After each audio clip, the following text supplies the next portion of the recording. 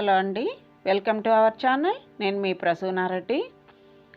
ఉసిరికాయ ఊరగాయ ఇది ఈసారి నిమ్మరసంతో పెడుతున్నానండి. ఇది ఆంధ్ర స్టైల్ ఉసిరికాయ ఊరగాయ. మీరు ఒకసారి ట్రై చేసి చూడండి ఎలా ఉండేది.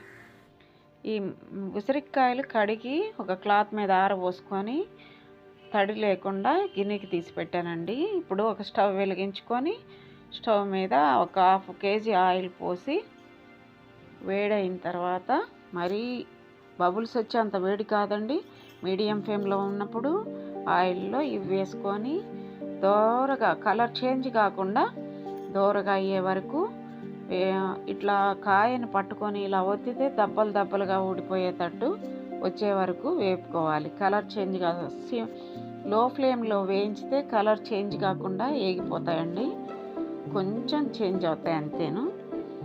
ఇప్పుడు దాంట్లోకి అవి అన్నీ వేయించి పక్కకు పెట్టుకున్నాము.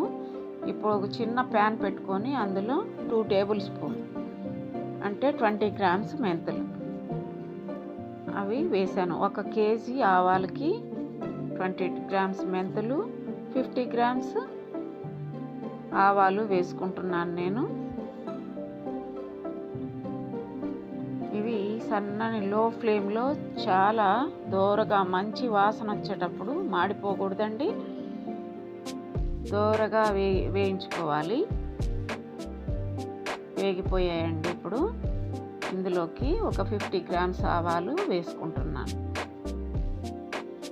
ఇవి పచ్చిదే వేసుకోవచ్చు, నేను రేపటి నుంచి కూడా యూజ్ చేసుకోవచ్చు అని కొంచెం లైట్గా అట్లా వేడి చేస్తున్నాను. ఇప్పుడు ఇందులో అవి పక్కకు పెట్టుకొని, ఇప్పుడు ఒక ప్యాన్ పెట్టుకొని ఆయిల్ వేసుకొని ఆయిల్లో పోపుకి రెడీ చేసి పెట్టుకున్నాము. ఇది చల్లారాలి కదా అండి, అందుకని ముందే రెడీ చేస్తున్నాను. అందులో ఎండుమిర్చి, ఆవాలు, కరివేపాకు వేసి వేయించిపోయి పక్కకు పెట్టుకుంటున్నాను. ఇది చల్లార్చుకోవాలి. ఇప్పుడు చల్లారిపోయాయండి ఉసిరికాయలు. ఇట్లా ఒత్తితే చూడండి ఎలా ఊడిపోతున్నాయో, అలా ఊడిపోవాలి. ఇప్పుడు అందులోకి 1 స్పూన్ పసుపు వేసుకొని ఆ 2 మిక్సీ పట్టుకున్నానండి, ఆవాలు మెంతులు. అది 1 గ్లాసు ముక్కాలకి అయిందండి, అంటే 3/4 గ్లాస్ వేసాను. 1 గ్లాసు 100 grams గ్లాసు మిర్చి పౌడర్ వేసాను. కళ్ళుప్పు మిక్సీ పట్టుకున్నానండి, అది ఆ గ్లాస్ నిండా వేస్తాను. 1 గ్లాస్ మిరప్పొడి, 1 గ్లాసు ఉప్పు, 1/4 గ్లాసు ఆవపిండి, మెంతిపిండి. ఇప్పుడు ఒక 2-3 ఎల్లిపాయలు ఒలిసేసి వేసుకున్నాం. ఇంగు వేస్తున్నానండి, అది మీ ఇష్టం, మీ ఆప్షనల్, అసలు వేసుకుంటే చాలా బాగుంటుంది. ఇంగు కొద్దిగా వేసుకొని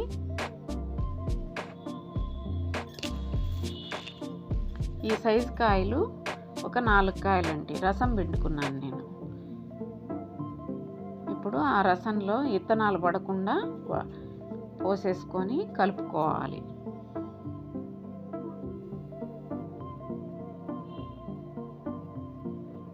ఇప్పుడు ఒక గరిటె తీసుకొని కింద మీద అంతా ఊరగాయ అంతా కలిపేసుకోవాలండి.